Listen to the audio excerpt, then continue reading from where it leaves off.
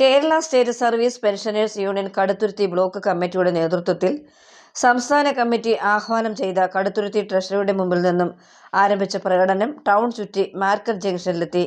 തുടർന്ന് ധർണയും സംഘടിപ്പിച്ചു.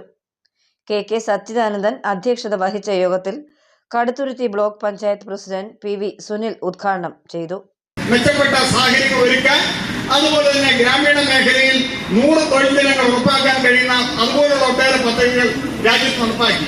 എന്നാൽ ഇത് 90-കൾക്ക് ശേഷം 2006 ഇടയ്ക്ക് വന്ന കാര്യമാണ്. എന്നാൽ 90-കൾ മുതൽ നടപ്പാക്കി തുടങ്ങിയ ഈ സാമ്പത്തിക നയങ്ങൾ അതിന്റെ ആ കെടുതിൽ ഒരു ചെറിയ ആശ്വാസം കൊടുക്കാനേ ആ ഗവൺമെന്റ് കഴിഞ്ഞിട്ടുള്ളൂ. ആ ഗവൺമെന്റ് പോയതിനു ശേഷം പിന്നീടുള്ള ഗവൺമെന്റുകളെല്ലാം നോക്കിയാൽ, ഇപ്പോഴത്തെ ഗവൺമെന്റ് നോക്കിയാൽ 90-കളിൽ തുടങ്ങിയ ആ നവ ഉദാരവൽക്കരണ നയങ്ങളെ ശക്തിപ്പെടുത്തി പോവുക. അതിന്റെ പ്രത്യാഘാതം വേറൊന്നും അല്ല. അന്ന് നമ്മള് പലരും നിങ്ങളിൽ യൂണിയനും മറ്റ് സർവീസ് സംഘടനകളും എല്ലാം ഈ ആഗോളവൽക്കരണ നയങ്ങൾ, നവോദാരവൽക്കരണ നയങ്ങളെല്ലാം രാജ്യത്ത് വലിയ ദോഷം ചെയ്യുന്നതെല്ലാം പ്രചരിപ്പിച്ചെങ്കിലും നിങ്ങള് പെൻഷനായപ്പോഴാണ് നിങ്ങൾക്ക് കുറെ പ്രശ്നങ്ങളുള്ളത്. സർവീസിലിരിക്കുമ്പോൾ അന്ന് വലിയ പ്രശ്നങ്ങളില്ലല്ലോ.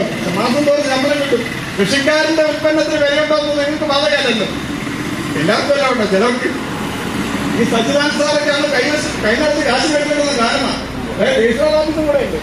ചിലർക്ക് ശമ്പളം മാത്രമല്ല പിമ്പളം കിട്ടും. അതെല്ലാം ഇപ്പൊ പറഞ്ഞു പോയ സാറിന് വിഷമം തോന്നും. അതുപോലെ അധ്യാപകർ മാത്രമേ പിമ്പളം മേടിക്കാതിരിക്കുള്ളൂ. ബാക്കി എല്ലാവരും സാർ അതാണ് ചെറിയൊരു അഹങ്കാരത്തോടു കൂടിയായിരിക്കും. അപ്പൊ അതുകൊണ്ട് അന്ന് ഈ ആഗോളവൽക്കരണത്തിന്റെ കാര്യങ്ങളൊന്നും പറഞ്ഞപ്പോഴേക്കും ആളുകൾ, ഈ സർക്കാർ ജീവനക്കാരൊന്നും അത് വേണ്ടത്ര നമ്മളെ ബാധിക്കുന്ന കാര്യമല്ലല്ലോ എന്നുള്ള നിലയാണ് എടുത്തത്. പക്ഷേ പിന്നീട് ഇപ്പൊ വന്നപ്പോ ഇപ്പോഴത്തെ സ്ഥിതി എന്താ? രാജ്യത്ത് സാമ്പത്തിക വളർച്ച, ഗവൺമെന്റിന്റെ കണക്കനുസരിച്ച് സാമ്പത്തിക വളർച്ച ഉണ്ടാവുന്നുണ്ട്, വലിയ തോതിൽ സാമ്പത്തിക വളർച്ച ഉണ്ടാകുന്നുണ്ട്. പക്ഷെ ആ സാമ്പത്തിക വളർച്ചയുടെ ഗുണഭോക്താക്കൾ എന്ന് പറയുന്നത് രാജ്യത്തെ കൈവിരലിൽ എണ്ണാവുന്ന ആളുകളാണ്. മുഖ്യ പ്രഭാഷണം ടി.കെ. ഗോപി നിർവഹിച്ചു.